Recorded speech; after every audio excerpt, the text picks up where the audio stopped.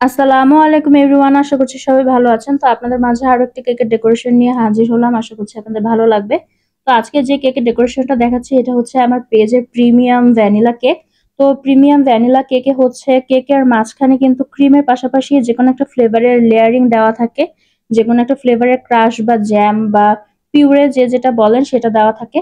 তো আমি মূলত হচ্ছে প্রিমিয়াম ভ্যানিলাতে ক্রাশ হিসেবে হচ্ছে স্ট্রবেরি পাই ফিলিংটা ইউজ করে থাকি।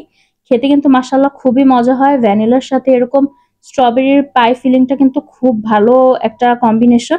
আপনারা চাইলে এটা অর্ডার করে দেখতে পারেন, ইনশাল্লাহ খুবই ভালো লাগবে। তো আমি জাস্ট কেকটা দুইটাই লেয়ারিং করেছিলাম। তো একটা লেয়ারে হচ্ছে এরকম করে আমি লেয়ারিংটা করে তারপর ক্রাম কোটিং করে ফ্রিজে রেখে দিয়েছিলাম। এখন হচ্ছে বের করে বাকি ডেকোরেশনটা করে নেব। তো আজকের কেকটা কিন্তু পুরো হোয়াইটের উপরেই থাকছে। হোয়াইটের পাশাপাশি এখানে কিছু গোল্ডের একটা টাচও আছে। তো আমার কাছে তো কেকটা খুবই ভালো লেগেছে। আপনাদের কাছে কেমন লেগেছে অবশ্যই ফুল ভিডিওটা দেখার পরে জানাবেন। তো এখন গরমে কাজ করতে কার কি অবস্থা অবশ্যই জানাবেন। কেকে এই গরমে কিন্তু আমাদের বেকারস আপুদের জন্য খুবই একটা চ্যালেঞ্জিং।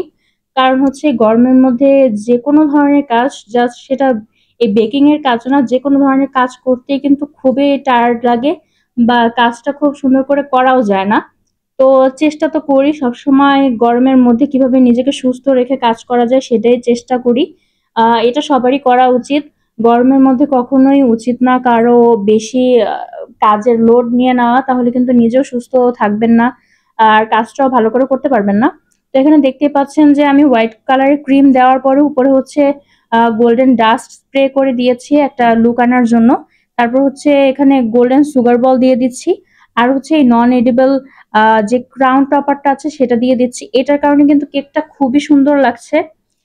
তারপর হচ্ছে এই চকলেট টপার গুলো দিয়ে দিব। এগুলো কিভাবে বানিয়েছে এটা আমি এর আগে একটি ভিডিওতে দেখিয়েছি, অবশ্যই আপনারা চেক করে দেখবেন। ওখানে দেখানো হয়েছে কিভাবে চকলেট টপারটা খুব সহজেই মেক করা যায়। তো চারদিকে বর্ডার হিসেবে আমি চকলেট টপার গুলো দিয়ে দিচ্ছি।